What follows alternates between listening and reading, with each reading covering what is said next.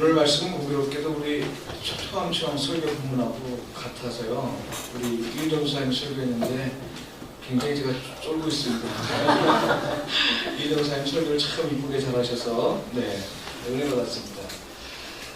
오늘 제목의 말씀은 오늘 말씀 제목은 부활, 승천, 하나님의 약속이라는 제목으로 함께 나누고 있습니다. 사도행전은 예수님 이후의 시기에 교회의 설립과 사도들의 사역을 설명하고 있습니다. 다시 말해서 교회는 처음에 어떻게 세워졌는가, 또 어떻게 땅 끝까지 확장되었는가, 이런 것들을 설명해주고 있습니다. 사도행전의 가장 큰 중요한 과제는 예수가 없는 시대에도 여전히 예수의 사역은 계속될 수 있는가, 있다라는 것을 확인하고 또 그것이 어떻게 가능해지는 것을 생각하는 것을 보여주는 것이 있습니다. 앞으로 계속해서 제가 사도행전을 통해 설교를 좀 할 것입니다. 특별한 절기 말고요. 함께하는 교회의 미래를 생각하고 또 함께 기도하는 시간이 되기를 간절히 기대합니다. 오늘 우리가 함께 읽은 말씀은 예수님이 승천하시기 전에 제자들에게 마지막으로 하신 말씀입니다. 정리하면 두 가지인데요. 하나는 예루살렘을 떠나지 말고 하나님 아버지께서 약속하신 것을 기다리라는 것입니다. 다른 하나는 올라가신 분을 바라만 보지 말고 승천하신 예수님이 다시 오실 것을 기대하라 하는 말씀입니다. 이 말씀의 의미와 오늘 우리에게 준 메시지가 무엇인지를 살펴보도록 하겠습니다. 첫째, 성령의 임재에 대한 약속입니다. 성령의 임재에 대한 약속. 예수님이 제자들에게 하셨던 말씀, 곧 내게 들은 바 아버지께서 약속하신 것이라 함, 제자들이 성령으로 세례를 받을 것을 가리킵니다. 예수께서 말씀하신 내용은 누가복음 24장 49절, 요한복음 14장 16절에 기록되어 있습니다. 하나님 아버지께서 보내시는 성령이 제자들에게 임하는 것을 보고 예수님은 성령 세례라고 말씀하시는데요. 이런 표현은 세례 요한의 물 세례와 구별하려는 의도가 강하게 표현되어 있습니다. 요한의 세례는 물로 베푸는 것입니다. 그것은 죄를 회개한 사람들에게 베푸는 것이죠. 죄의 용서를 확증해주는 행위입니다. 세례를 받은 자는 하나님께 속한 자로 확증됩니다. 비록 세상에 살아도 하나님 나라의 통치를 고대하며 사는 것이 바로 세례받은 자의 삶입니다. 이에 비해 예수님은 제자들이 성령으로 세례를 받을 것이라고 말씀하셨습니다. 물세례가 하나님께 속한 사람임을 인정하고 확인하는 일이라면 성령 세례는 제자들이 하나님 나라의 일을 위해 부름받은 사람임을 확증하고 있습니다. 성령 세례를 받은 사람은 단지 하나님 나라를 고대하며 사는 것으로는 충분하지 않습니다. 하나님 나라가 하늘에서와 같이 땅에서 이루어진다는 사실을 구체적으로 나타내 보여주는 사람, 이들이 바로 성령을 받은 사람들이고 그것이 바로 제자들입니다. 물로 세례를 받는 일이 회개를 전제한다면 성령 세례는 하나님 나라에 대한 간절한 소망을 전제합니다. 이 일을 위해서 예수님은 제자들과 함께 지내는 동안 하나님 나라에 대해 가르치신 것이죠. 하나님 나라가 어떤 것인지를 알아야 하나님 나라를 위해 일할 수 있을 것이기 때문입니다. 성령의 오심과 더불어 당시 사람들이 기대한 것은 말세의 시작입니다. 요엘서 2장 28절에서 32절에 잘 나와 있습니다. 이 말세와 더불어서 사람들이 기대한 것은 뭐냐면 이스라엘의 회복입니다. 당시 이스라엘은 로마 식민지 통치를 받고 있었던 나라죠. 그래서 제자들은 예수님으로부터 성령의 임재에 대한 말씀을 들었을 때 6절에서 이스라엘 나라의 회복의 시기가 언제인지 이때냐 하는 질문을 던진 것입니다. 그들은 성령이 임하셔서 이스라엘 나라가 회복될 것을 기대한 것입니다. 제자들은 지금 하나님의 약속을 이스라엘의 회복에 대한 자신들의 기대와 연결시키고 있는데요. 우리들은 바로 이 점을 좀 주목해야 됩니다.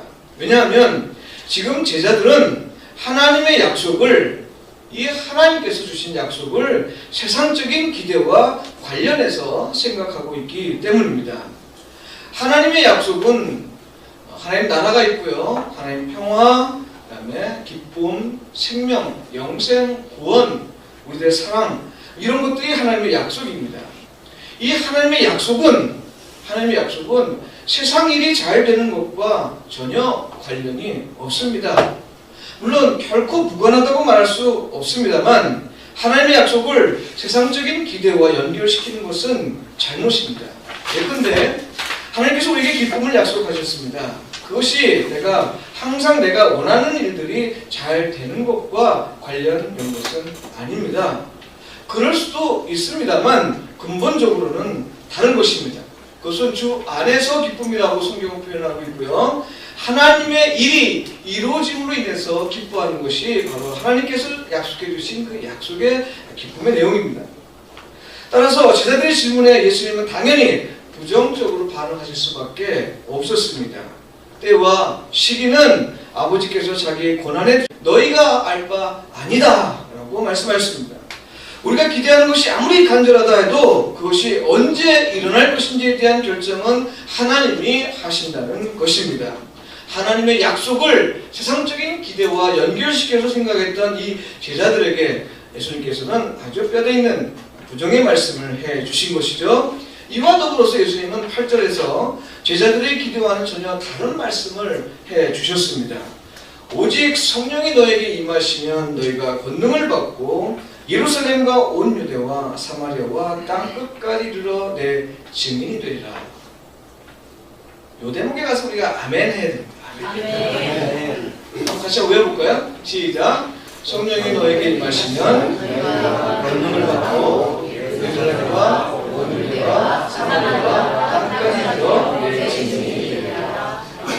이것은 우리가 세례받은 교인들은 다 외우는 것이죠. 예수님의 증인이 된다는 것입니다. 예수님의 증인. 성령의 임재와 더불어 말세가 되고 또한 나라가 회복될 것을 기대했던 제자들에게 이 말씀은 참 의아한 것이었습니다. 기대했던 것과는 전혀 다른 것이었기 때문이죠. 유대교 전통에서 아까 요엘서 2장에서 나온 대로 성령이 임하면 말세라는 그 말세를 기대하는 것이 유대교인입니다. 그 당시 사람들이죠. 근데 예수님은 전혀 다른 말씀을 하신 겁니다. 이 이야기를 들은 제자들은 마음은 어땠을까요? 제가 여러 가지만 생각해 봤는데 아마 처음에 십자가를 대했을 때 받았던 그 충격, 야 이게 무슨 짓이냐 이게 3년 동안 따라다녔는데 모든 걸 다 버리고 따라다녔는데 결국 죽음으로 끝난다. 너무하지 않느냐. 이러한 황당함과 또 충격적인 이 경험들을 그들이 십자가 앞에서 했는데요. 예수께서 이 말씀을 통해서 그들은 또 한 번 그런 황당함을 겪지 않았을까 생각을 합니다. 왜냐하면 말세가 올 것이고 이스라엘 나라가 회복될 것을 간절히 기대했던 그들에게서 이게 내 증인이 되라? 이게 좀 이상한 말입니다. 제자들은 3년 동안 다니면서도 하나님 나라의 회복이 아니라 이스라엘 나라의 회복을 기대했었습니다. 그런데 그들은 전혀 다른 것들을 경험하고 또 다른 내용들을 지금 듣고 있는 것입니다. 제가 궁금한 것 하나 있습니다. 예수님께서 부활 후에 40일 동안 제자들과 함께 있었다고 했는데 성경에는 그 기록이 나와 있지 않습니다. 여러분 생각에는 무엇이 더 중요할 것 같습니까? 어떤 얘기를 들으면 더 내 마음이 뜨거워지고 어떤 얘기를 들으면 내가 지금보다 더 열심히 하나님을 위해서 일할 수 있을 것 같습니까? 제가 몇몇 학생들한테 물어봤습니다. 예수님이 살았던 그 행적이 중요할 것 같냐? 아니면 부활 후에 승천하기까지 이 40일이 중요할 것 같냐? 이구동성으로 말합니다. 그 부활 후에 40일이 더 중요할 것 같습니다. 왜 그렇습니까? 아니 죽었다가 살아난 것이 기적이잖아요. 죽었다가 살아난 것이 기적인데 그 죽었다가 살아난 사람의 그 직접적인 이야기를 듣고 또 하늘나라의 이야기를 하시는데 얼마나 리얼하겠습니까? 얼마나 실감나겠습니까? 그런데 성경은 거기에 대해서 완전히 침묵하고 있습니다. 오직 딱 한마디, 제자들과 그날 40일 동안 지내면서 하나님 나라의 일을 가르쳤다. 왜 그랬을까요? 왜 이 40일 동안의 그 예수님의 사역, 부활하신 이후의 그 사역에 대해서 성경은 침묵하고 있을까요? 이 모든 문제에 관련해서 제가 생각해 보니 성경의 이야기는 이렇습니다. 성경이 그 부활 후 40일 동안의 모든 것들을 다 침묵하고 그 죽음과 부활 이전의 기록을 집중하고 있는 것은 바로 예수 그리스도의 죽음과 부활, 다시 말하면 예수 그리스도께서 이 땅에서 사역하신 그 인격과 그 사역이 더 중요하다. 오늘 우리가 이 땅에 살아가면서 그것이 더 중요하다는 사실을 우리에게 알려주는 것입니다. 만약에 부활 이후에 예수님께서 하신 말씀이 더 중요했다고 한다면 그 기록으로 이 성경을 가득 찼을 것입니다. 그런데 전혀 있지가 않아요.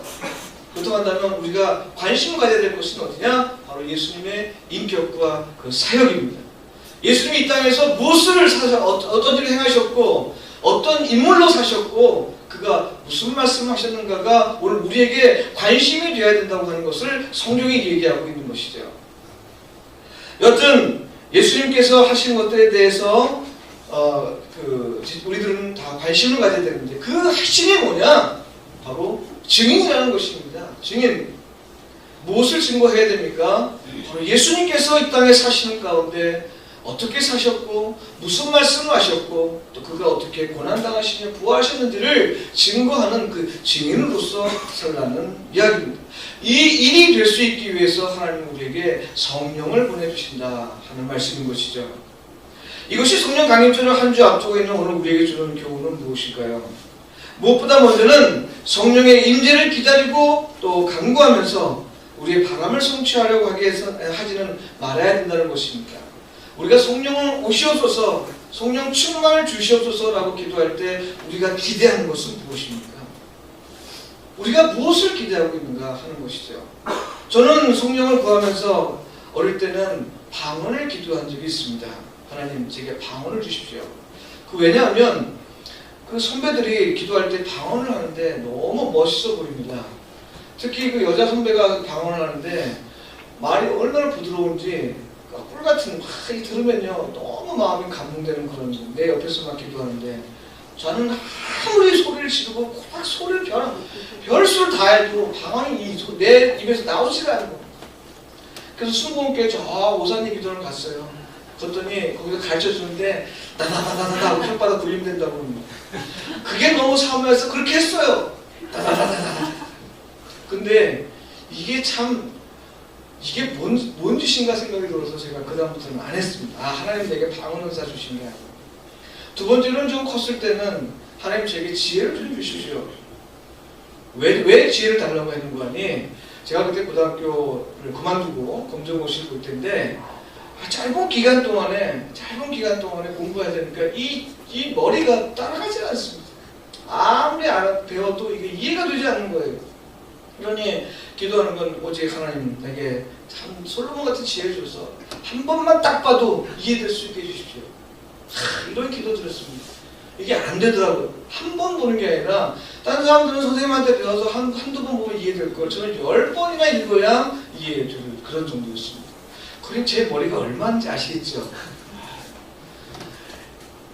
그 다음에 더 커서는 이제 제가 기도한 것이 하나님 제게 아주 뛰어난 논문을 좀 쓰게 해주십시오. 성령께서 내 머리를 좀 고쳐주셔서 다른 사람이 생각지도 못하는 그런 논문을 좀 써서 이런 스타가 좀 되게 해주십시오. 이렇게까지는 저는 기도 안 했습니다만 제가 이렇게 기도했습니다. 하나님 제가 논문을 써서 한국 교회를 확 뒤집어 놓을 수 있는 그런 논문을 좀 쓰게 해주십시오.